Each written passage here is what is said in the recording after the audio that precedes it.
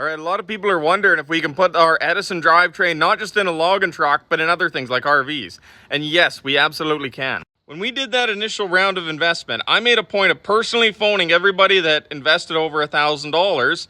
And I wanted to make sure they were comfortable with it, let them know what was going on. And I found out a lot of interesting things. Don't get me wrong, there was over 120 people. It took me a month to phone everybody, but I learned a lot.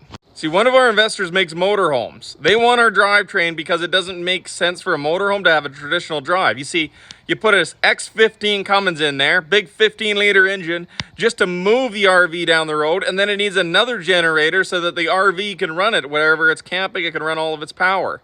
Doesn't it make a lot more sense to just have one generator moving the electric axles on the RV instead of having two motors on one vehicle?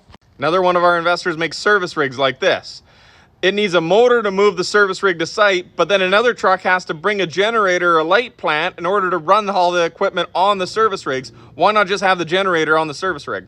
Then we got fire trucks. How many additional electrical equipment can we run on a fire truck while still having the generator? Advantages of electric with the redundancy and safety of having a generator backup on your electric truck. Then we got service trucks. You could have the option to run 3-phase power on your service truck. I mean, you think about how many vehicles need power, it makes sense. It also makes it easier as us for a manufacturer because these are custom bodybuilders. We don't need to build the body of these trucks. All Edison Motors would need to supply is a rolling chassis. That's a frame rail, some axles, our electric drivetrain, and then we let the bodybuilders, the coach builders, they'll take over. They'll put their service rig body, their RV body, their fire truck body on top of our frame rails.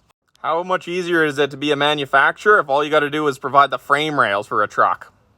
I see no reason at all, once Edison gets its prototype building, running, and tested with those e-axles, that we won't just be selling chassis to these bodybuilders.